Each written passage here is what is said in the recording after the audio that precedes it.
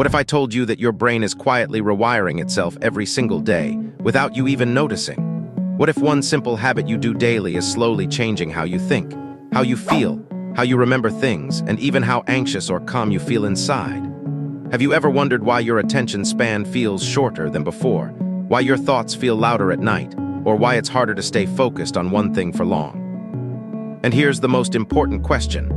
What if this habit is changing your brain in ways that science never warned you about until now? Welcome to Curious Breakdown, a channel where we explain what nobody really talks about, the hidden systems, habits, and truths shaping our lives behind the scenes. If curiosity drives you and questions keep you awake at night, you're in the right place.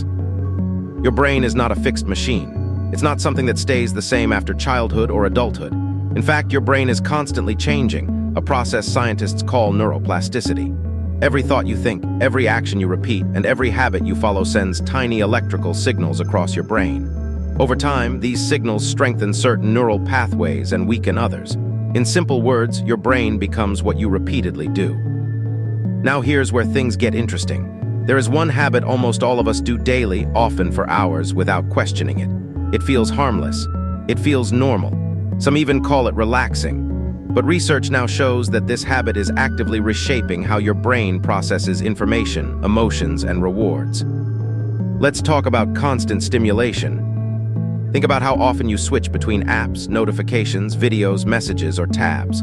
One moment you're watching a reel, the next moment you're replying to a message, then checking something else, then scrolling again. Your brain is being fed short bursts of information again and again without pause.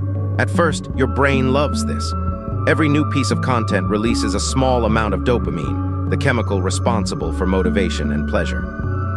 Dopamine doesn't just make you feel good, it trains your brain to crave repetition.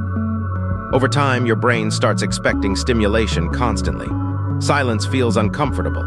Waiting feels irritating. Doing one task for a long time feels exhausting. Your brain slowly adapts to quick rewards instead of deep focus. This is why many people feel restless when they try to read, study, or even sit quietly without their phone. But that's only the surface-level change. Deep inside, something more powerful is happening.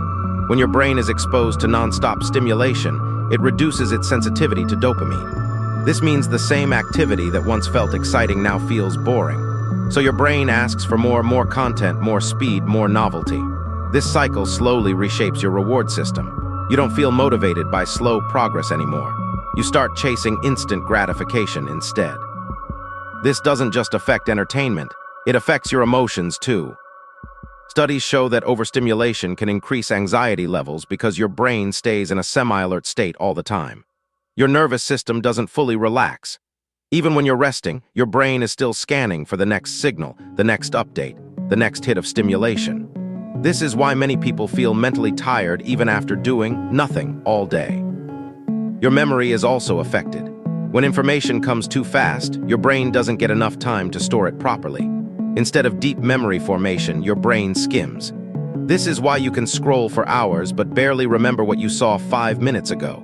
Your brain adapts to consume, not to retain. Now you might think everyone does this, so what's the real danger?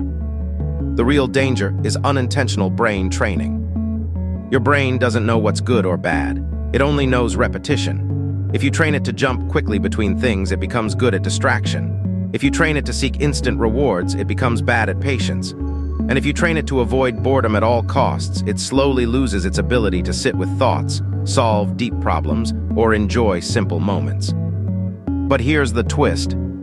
This same brain-changing ability is not your enemy. It's your biggest advantage. The same neuroplasticity that rewires your brain negatively can also rewire it positively. The key difference is intentional habits versus automatic habits. When you consciously slow down even for small moments, like watching a video without switching apps, listening without multitasking, or giving your brain silence, you activate different neural networks.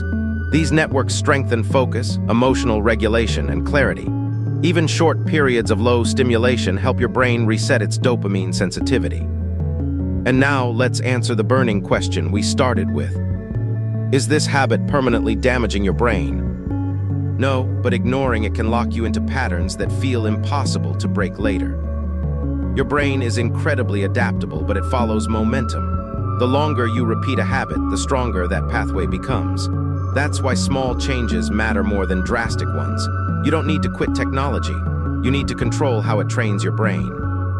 The moment you become aware of what's happening, you regain power. Awareness interrupts autopilot. Once autopilot breaks, choice returns. And once choice returns, your brain starts changing again, this time in your favor. So the real question isn't whether your brain is changing. The real question is, are you choosing how it changes? Or are you letting your habits decide for you? If this made you see your daily habits differently, you already took the first step. And if you want more breakdowns like this, the kind nobody talks about, you know where to find us. This is Curious Breakdown,